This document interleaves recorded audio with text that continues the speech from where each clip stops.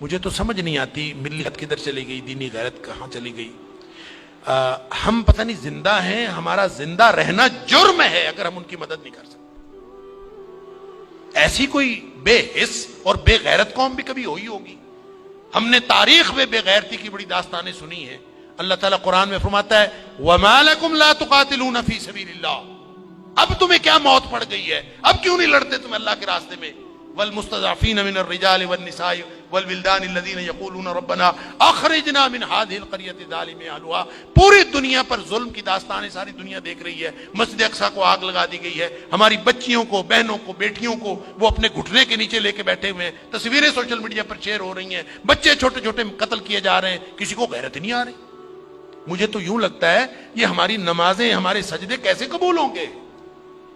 ہم جو مجرم ہیں جو آرام سے بیٹھے رہیں، کیا کریں؟ بے بسی کی انتہا ہے۔ میرا دل یہ کر رہا تھا کہ میں پاکستان کے جو حکمران ہیں، اگر 58 اسلامی ملکوں کے حکمرانوں کو تو ہم کچھ نہیں کہہ سکتے، اپنے ملک کو حکمرانوں کو تو کچھ کہہ سکتے ہیں کہ حکمرانوں اور فوج کے سپہ سالاروں، اگر تم ان کی مدد کر سکتے ہو تو کرو، ذمہ داری تو تمہاری ہے۔ نہیں کر سکتے نا تو ہمیں ایک جہاز میں بھر کے وہاں بھیج دو، کم از کم ہم عزت کی موت ماری جائیں، کم از کم جا کے ہم وہاں پہ ان کے ساتھ شہید ہو جائیں، اللہ کو قیامت کے دن ہم اور نبی کریم صلی اللہ علیہ وسلم کو چہرہ دکھانے کے تو قابل ہوں کہ اللہ ہمیں غیرت تھی، ہمارے اندر کوئی ملی اور دینی غیرت تھی۔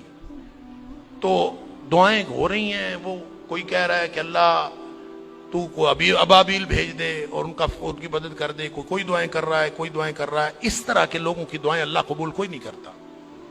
دعاؤں کے لیے بھی غیرت کی ضرورت ہے، آپ پہلے قدم اٹھائیں پھر اللہ سے دعا کریں۔ وہ بیچارے ساری ساری رات وہ لڑتے ہیں ان کے سامنے، دعا تو ان کی ہے، اور اللہ نے یہ آزمائش میں سمجھتا ہوں ان کی نہیں ہے، وہ تو جنتی ہیں، وہ تو انشاءاللہ بخشے ہوئے ہیں۔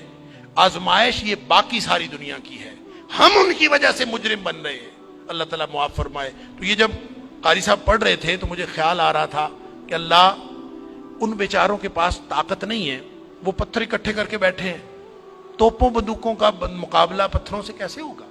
یا اللہ تو ابابیل بھیج دے، اور تو جس نے ابرہہ کو اور اس کے لشکر کو تباہ و برباد کر دیا تھا، اللہ اس دور جدید کے ابرہہ کو جو ہماری مسجد اقصی کو تباہ کرنے کے لیے آیا ہے اور پوری ملت اسلامیہ دہشت گرد پھر مسلمانوں کو کہا جا، بدبخت پوری دنیا میں بدترین دہشت گردی کرتے ہیں اور پھر بات کرتے ہیں مسلمانوں کی دہشت گردی کرتے ہیں۔ میں تو سمجھتا ہوں پورے 58 اسلامی ملکوں کو اعلان جنگ کر دینا چاہیے، لڑتے لڑتے مر جانا چاہیے، اس زندگی سے وہ موت بہتر ہے۔ ہم نے کیا کیا ہوا ہے؟ کیسی زندگی، کیسا دین، کیا کلمہ پڑا ہوا ہے ہم نے، کیسی قرآن کی باتیں، کیا قرآن کے دروس۔ ہم یہاں سکون سے بیٹھے ہیں، پنکھے چل رہے ہیں، موج میلہ پانی پینے کو مل رہا ہے، نماز آرام سے پڑھ رہے ہیں، سجدے آرام سے کر رہے ہیں، وہاں ہماری بہنیں بیٹیاں لٹ رہی ہیں۔ کہاں گئی غیرت ہماری؟ انا للہ و انا الیہ راجعون۔ مجھے تو یوں لگتا ہے کہ شاید یہ ہمارے آرام سکون سے کیے ہوئے سجدے بھی کہیں جرم نہ بن جائیں۔ اللہ تعالی ہم سب کو معاف فرمائے۔